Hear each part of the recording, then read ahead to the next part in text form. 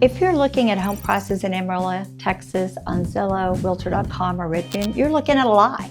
Zillow calculates our mortgage, but it guesses on the taxes, ignores the HOA fee, and it completely misses the property improvement district that some neighborhoods charge. Not to mention, the Texas Panhandle has its own unique set of mooching roommates that will impact your monthly income. I'm Connie Taylor. After helping hundreds of families budget for their move to Amarillo, I got tired of seeing potential surprises by these hidden costs. So I built a system to track the real cost of living here, down to the penny. And today, I'm walking you through it. Generally speaking, the entry fee to Amarillo is incredibly low. I've seen people move here, buy the house, and 6 months later, they're drowning. Why?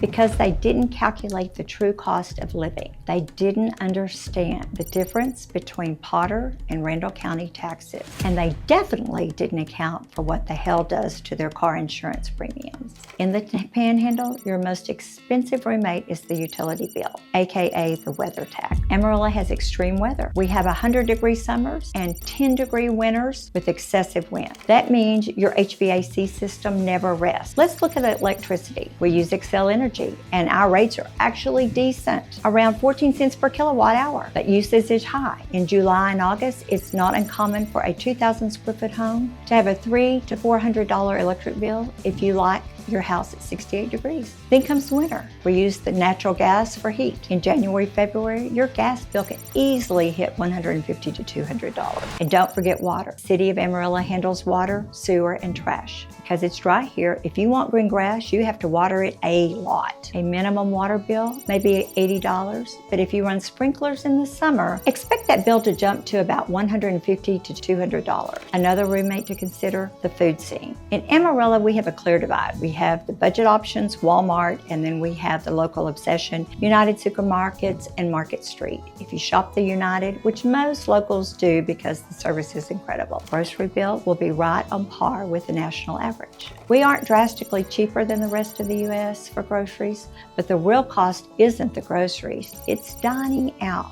Amarillo has more restaurants per capita than almost anywhere. The culture here is eating out. A dinner for two at a nice local spot like Public House or OHMS will run you about $80 to $100 without any alcoholic beverages. Tacos at a local truck, maybe $15. If you aren't careful, the Amarillo diet will eat up your savings.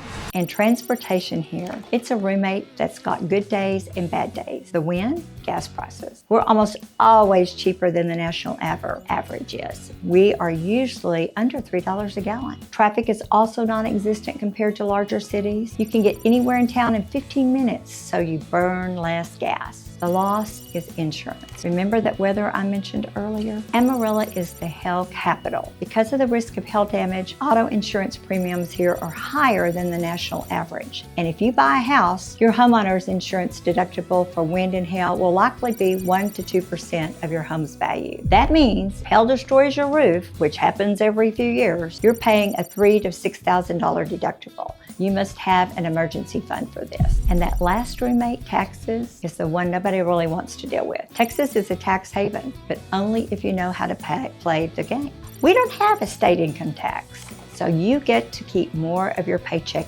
every month, period. But we make up for that through property taxes. And the property taxes vary depending on which county and city you're in. Now, I can't run the math on every single tiny deal in this video. I would be here for hours. But I put all these tax rates, the average utility cost, and the insurance estimates into the Amarillo Relocation Guide. It's the exact spreadsheet I use with my own clients to keep them on budget. It's completely free in the description below. Go down, load, plug in your budget, and see what you can actually afford. Now that the spreadsheet will give you the fixed numbers, but the data doesn't tell you the whole story, you need the lifestyle context that only a local knows. For example, daycare. The average cost here is around $1,700 a month, which is high, but the real cost is the wait list. And some daycares you have to pay to get on a wait list 9 months or more before you move. Or commuting. Amarillo, Canyon, and Bushland are spread out. If you buy on the wrong side of town, you could be spending an extra $150 or more on the commute just to get to work. These are the variable costs that don't show up on a mortgage application.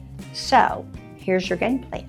Step 1, download the guide below. Get the baseline numbers for the taxes, utilities, and housing. Step 2, once you have your rough budget, text me the word payment, P-A-Y-M-E-N-T, to the number on the screen. Send me the address of a house you like, and I'll run a true cost audit for you to see if it matches your spreadsheet. Don't let the finances surprise you. Let's do the math before you move.